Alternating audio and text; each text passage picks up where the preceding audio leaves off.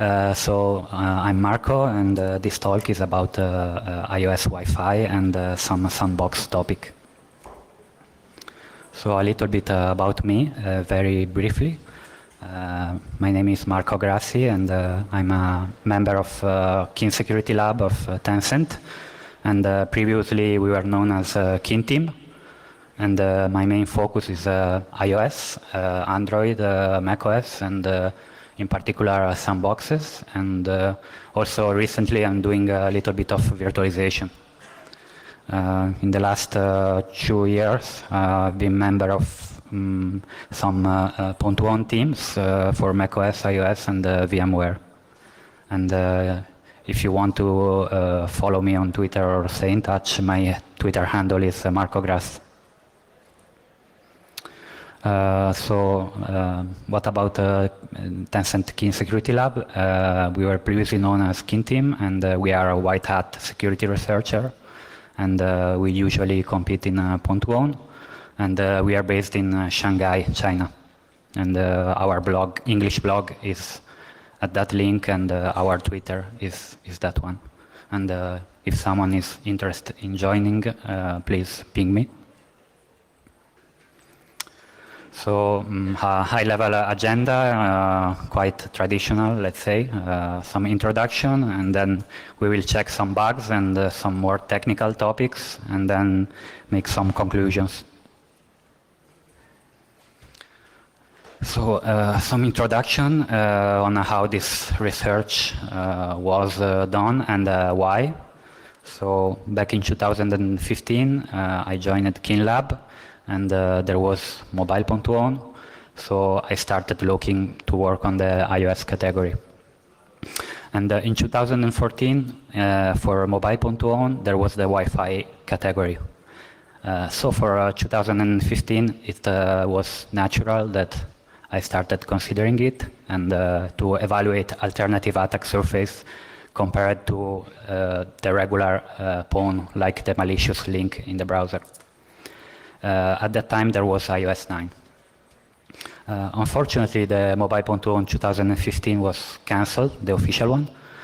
And so I just keep the bug, hoping that CDI will add the mobile targets to the desktop Point1, but they didn't do it.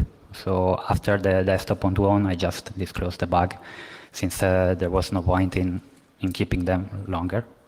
And it turned out to be the right choice, because in mobile Point1 2016, there was no Wi-Fi category.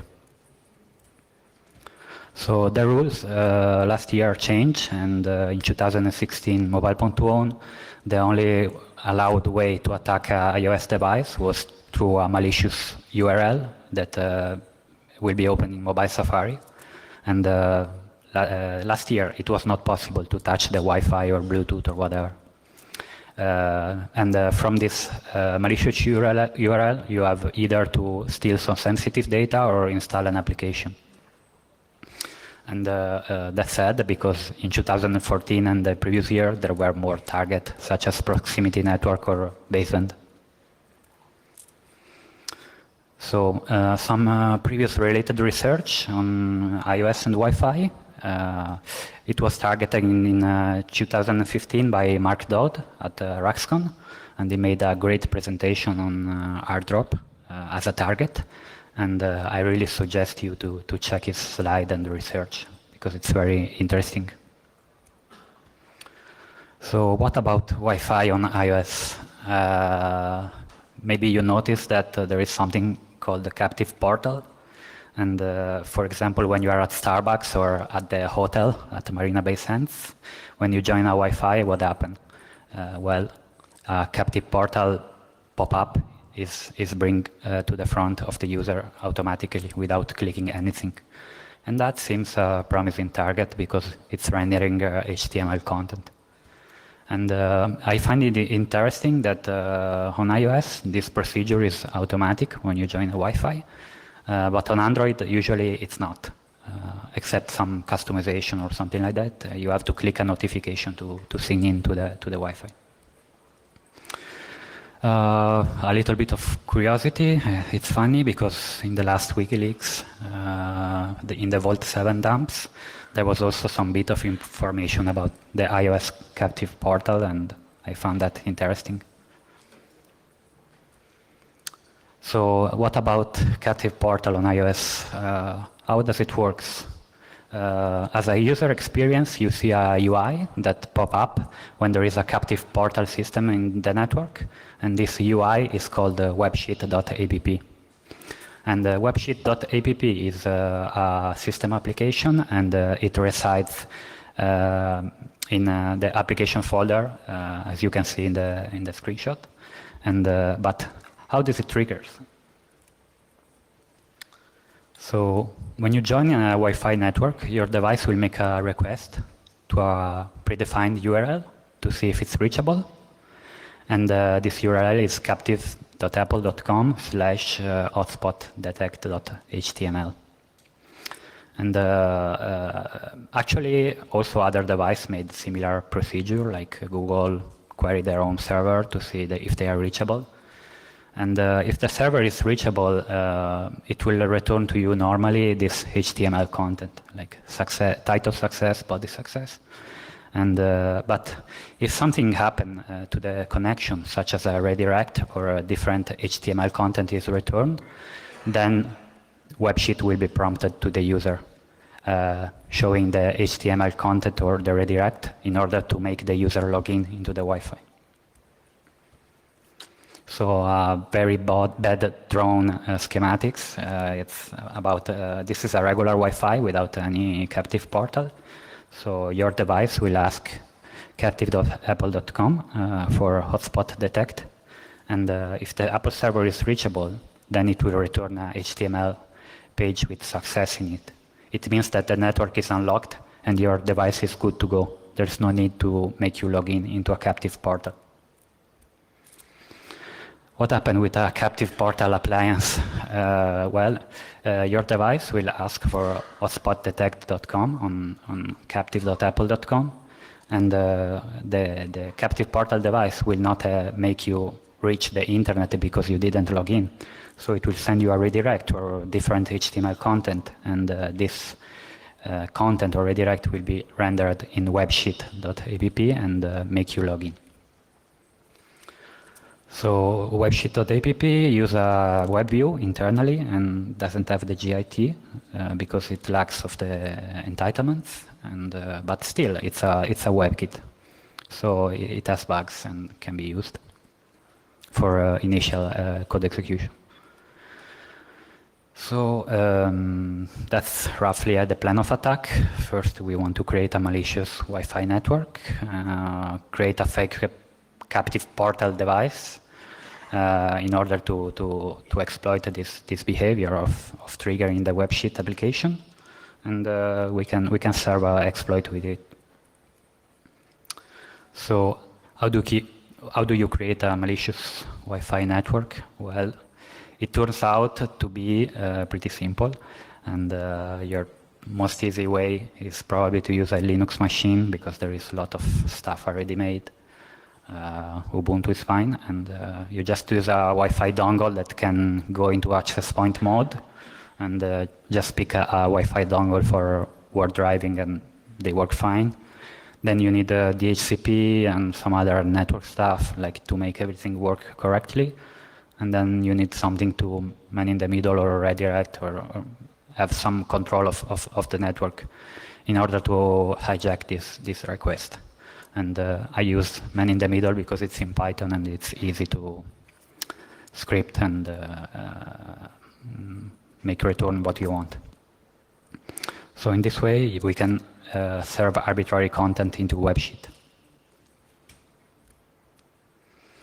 So we will not discuss any WebKit bug here because the presentation is not about the WebKit, but you can use a WebKit bug. I mean, there are a lot of resources and a lot of previous bugs, and if your device is vulnerable, you can use them. And for example, recently there was the Pegasus WebKit bug. which is used also on other applications like console or and something like that. And you can use that if your device is still vulnerable. Or maybe another good resource, it's previous Pon2On competitions, Project Zero issues, and also the FRAC paper by Saelo, which is about the JavaScript core.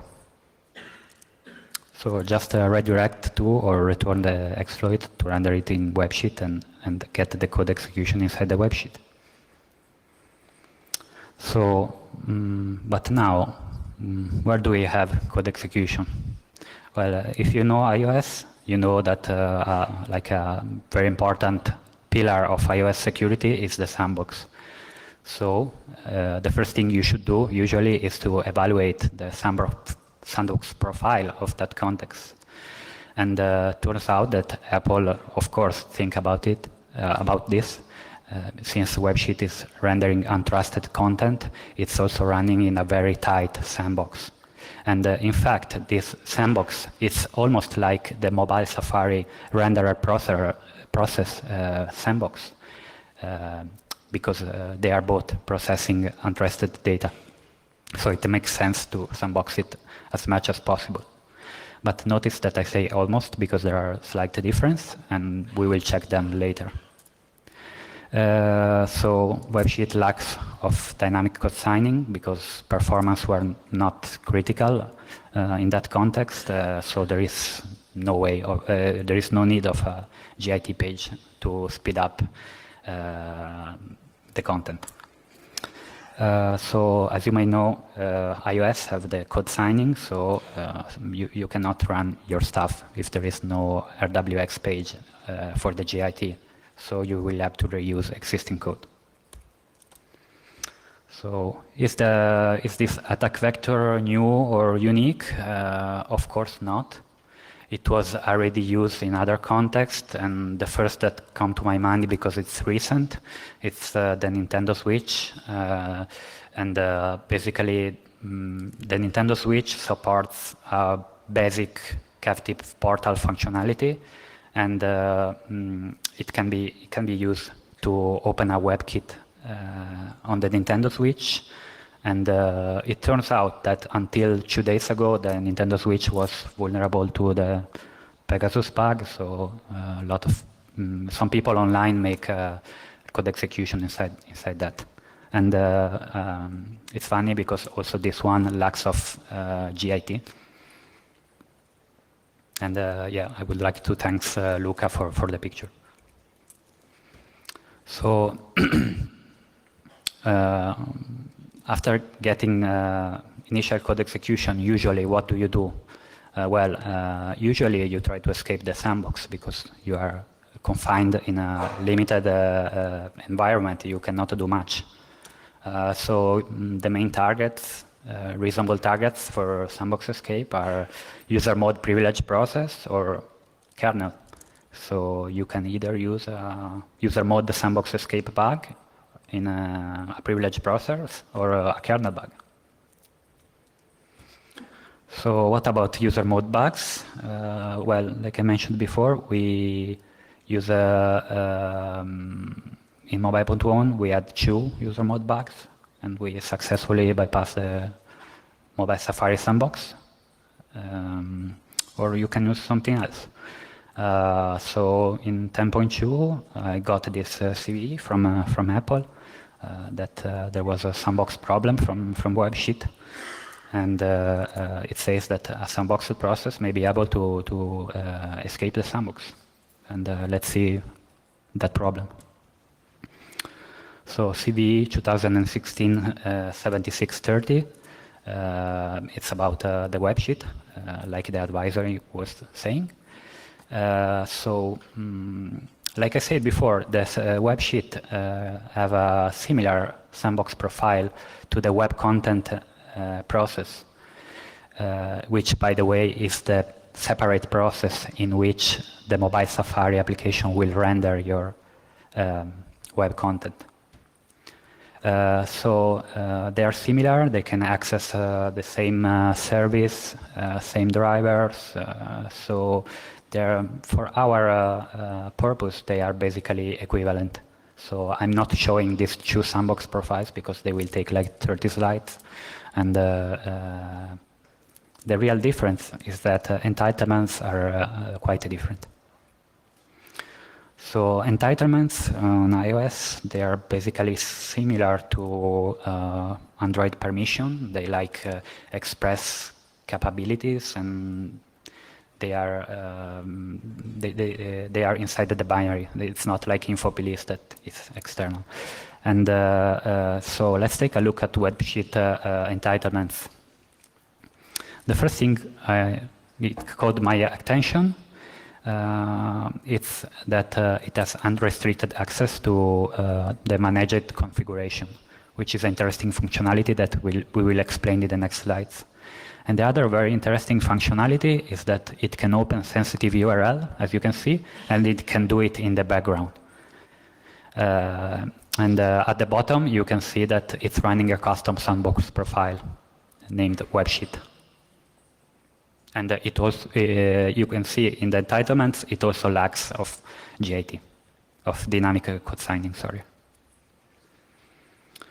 So managed configuration is very interesting. It's related to MDM and configuration profile. To be honest, I don't know all it what can do. I only know the scope of what I use. If you have this entitlement, you can talk to a remote service that is in charge of managing the configuration of this type. So basically, if you see here, there is some Objective-C code, and actually you can try this with I don't know, a DUI-lib or something like that, and inject it into WebSheet, and it will communicate with MC profile connection via NSXPC and install our configuration profile. So the code is quite simple. Just decode my hard-coded profile and install it. So how do we create a configuration profile? Well, there is a tool for that. It's called Apple Configurator 2, and it's in the App Store. And I think it's supposed to be used by network administrator or MDM or something like that. And it can basically specify a lot of options for the configuration of the iOS device. And you can specify a proxy, you can embed the certificates, you can add Wi-Fi, VPN, APN settings, and other stuff. It's quite comprehensive. So if we install this kind of certificate, what do we gain? Well, since we can bundle certificates, as you can see here in the picture, for example, I just embed a Burp certificate, a root certificate authority from Burp.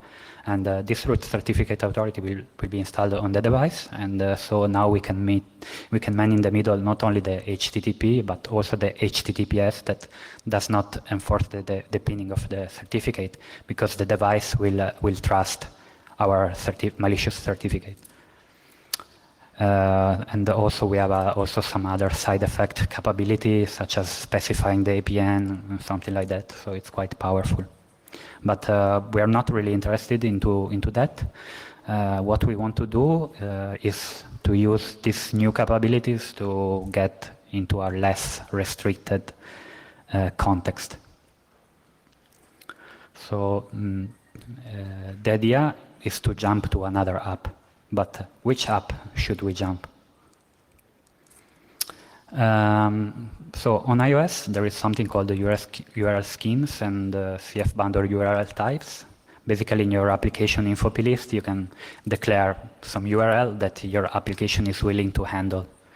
And other application can simply open these URLs and use it as a form of IPC. And the app that declares those URL will handle this and be invoked and decide what to do, if handle them or not. Here we can see there is an example of legacy diagnostic URL. So some application declare this legacy diagnostic URL. So this is roughly how it works. So basically there are some callbacks. I will not go too much into the details on this. Basically there are some callbacks in the application that gets invoked when this kind of interaction via URL happen. And invoking it is fairly simple. You just can use system APIs because it's a supported functionality actually. And it's used a lot by Facebook and Twitter, or to open the App Store, or so it's a legitimate system functionality, nothing strange or bugs here. So if you don't have some entitlements when you do this, probably you will get some pop-ups, and so it's not good for us because the user will have to click to accept and to open this. But fortunately, our WebSheet application have enough power to don't prompt any confirmation, thanks to open sensitive URL entitlement and open in the background entitlement. So what we will do is open another application called iOS Diagnostic, and luckily this application iOS Diagnostic was using HTTPS, but now we injected our certificate so we can man in the middle it. And also it was lucky because it's getting some content from the web, and we can inject some JavaScript into it. And also even more lucky, this legacy application was on Sandbox. So this pseudocode will just install the malicious profile as we explained, and then it will open the URL triggering the legacy diagnostic URL and opening the iOS diagnostics application, and it will jump to that application, which runs unsandboxed again, and it will fetch a HTTPS URL, and we can man in the middle it, and use the same bug to get code execution out of the sandbox. So iOS diagnostic was I'm saying was because now it's not present anymore, as we can see. It's a application which I don't know the purpose, but I just found it because I was auditing all the URL handler on the iOS and trying to see if everyone was using HTTP or HTTPS. And it turned out that this was, and so we can jump into this. So this is some kind of crappy code of the malicious proxy. As you can see, it's very simple. So the first part is targeting the web sheet and just serve something. And then if the second one is some request made by the other application. So another consideration, is this jumping through application and web view a new topic? And the answer is no again. You should check this talk by my friends, Flanker and Yogeming, on Android, and they use a similar technique on Android Mobile.2 in 2016, which I think it's quite good technique because with a single memory corruption you can reuse twice. And so it's a single memory corruption plus logic bugs, which is nice, I think. And also another example is by Loki Hard of Project Zero. It's a little bit similar, but I think it shares some context, some concepts, sorry. And basically from Safari, it was able to jump to the, on macOS, on Safari, it was able to jump to the help viewer. Small video, if it works. So a small video with some shortcuts.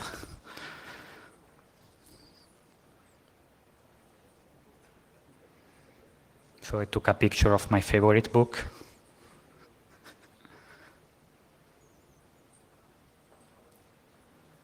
And then I joined my Wi-Fi, which is... Oh, it's not. Oops, sorry, it's not working. Oh, shit.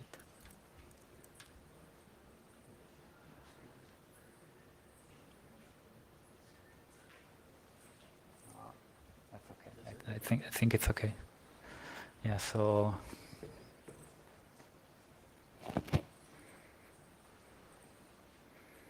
So my favorite book again.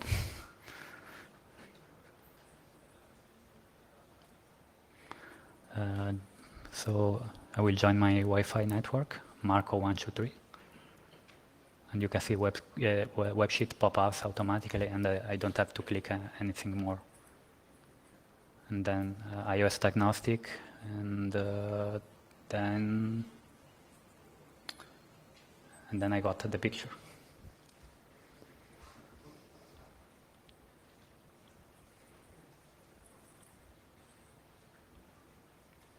Oops. Sorry.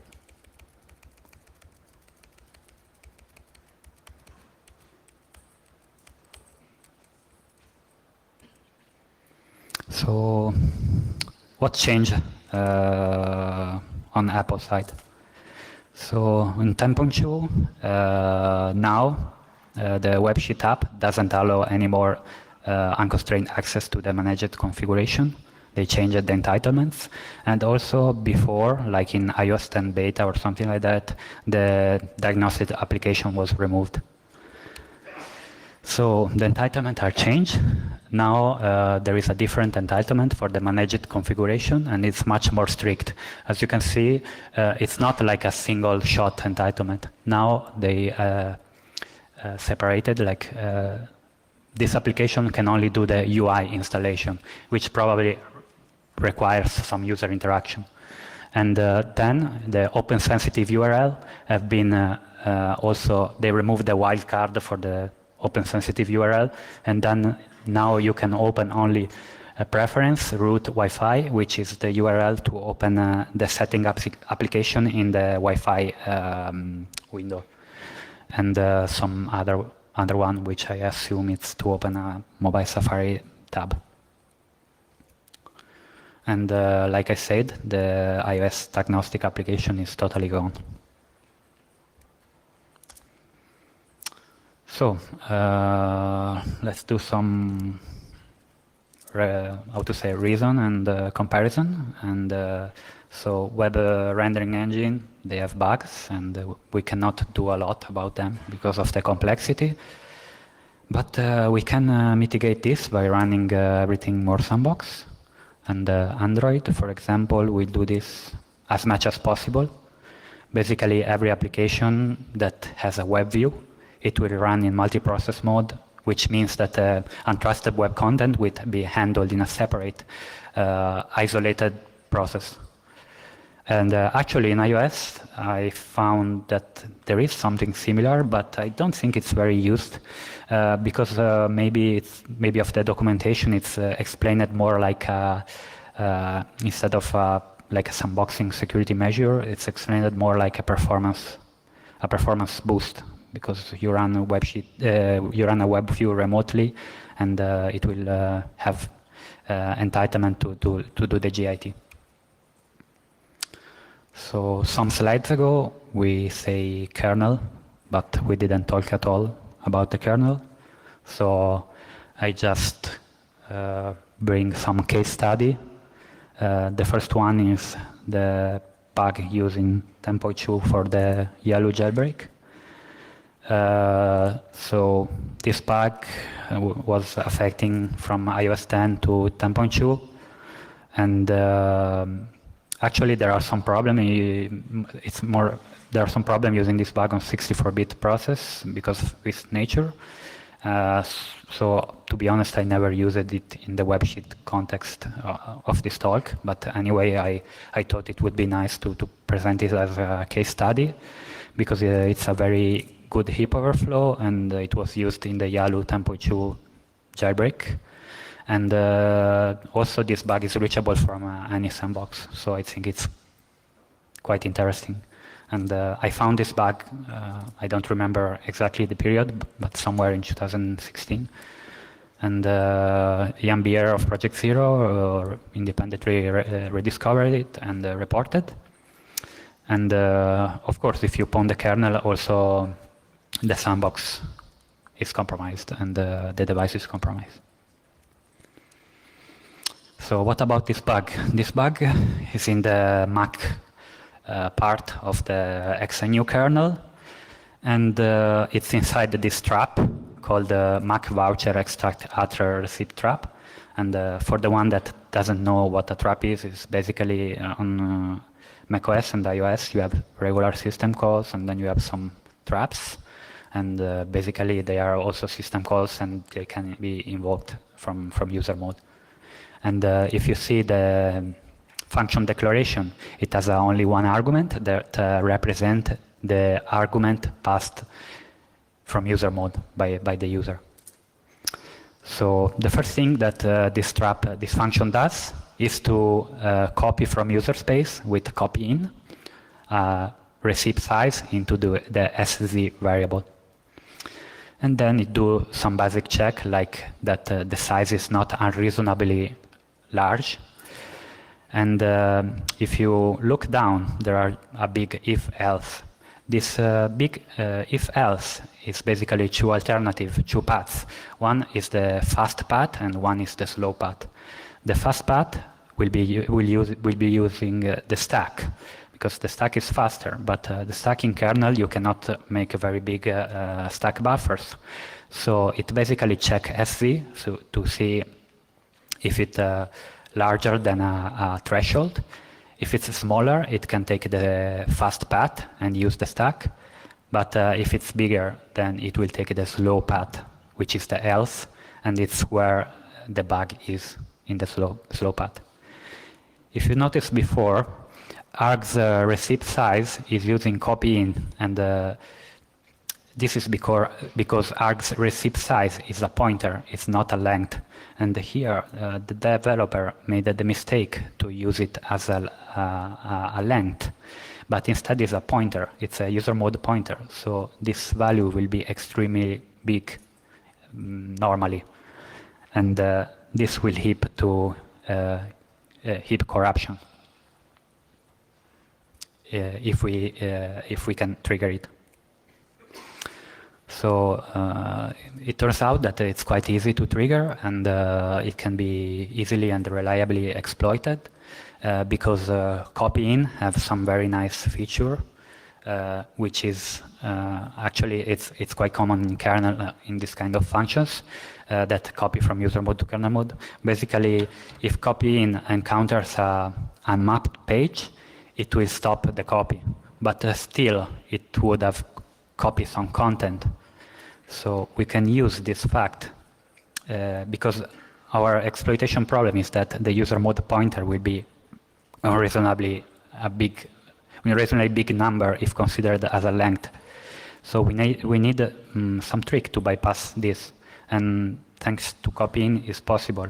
You can put your stuff on the end of the page and unmap the page after. So you will not have a wild copy. You can just overflow a very small content, and so we can control exactly the size of the overflow and also the content. And this means that this is like a perfect heap overflow bug, and can be easily and reliably exploited, as we saw in the YALU 10.2. To end, I thought I might add some iOS 9 bugs that got fixed internally by Apple, but they are interesting anyway. So those are iOS 9.3 kernel bugs, and I'm not sure which device are affected, but on my device there are. And those are bugs in graphics, and this one is use after free from the application Sandbox or the browser Sandbox, and it was fixed by Apple somewhere in iOS 10 or iOS 10 beta, and I think they found it internally, or maybe for some code refactor, because I didn't find a CVE for it. So, and also please excuse me for the poor coding style. So basically this bug is just opening a graphic, I don't know, OpenGL user client. And then the most important thing is to open also the shared graphic user client, because there are at least 3 or 4 type of graphic user client. And then you have to connect them together with IO Connect. at the client. And after that, you just call one method on the graphic user client. And this method is related to graphic resources. And this method call will cause a use after free condition when you close the user client. Anyway, it was also exploitable and reliable exploit. And then some couple of stupid info leak. As if you are familiar with IOKit, you might know that when you call a method, it will return to you error code. And if in kernel you forget to return something, then the content of some register can get spilled into the return value and leaked to user mode. And actually, this kind of bug I already saw before, fixed by Apple, but maybe there were other ones. But anyway, these two leaks now they are gone, and they were fixed internally, I think, because I cannot find the CVE again. So conclusion, and then I finish. I think it's very interesting to compare platform and study other platform to understand difference and behaviors. And some platform have a very good user-friendly experience, but you have some trade-off. Like sometimes it might be a little bit a security risk to add a click or remove a click. And Sandbox are, of course, extremely important to contain attacks and force the attack chain to be longer, which is good for security. And recently, I noticed that a lot of bugs are getting disclosed or fixed internally on iOS and macOS by Apple. So I think the security is getting even better. It was already strong, but even better. And I suggest you to check out the iOS 10.3 security release notes, because it lists a quite impressive list of bug fixes. And I think everyone should really check or at least research on other platform, because I think it's good to get new ideas and apply them in different contexts. So I would like to credit these people, which I respect. And I think that's it. If you have any question, otherwise you can just ping me on Twitter or whatever, or find me around. Thank you very much.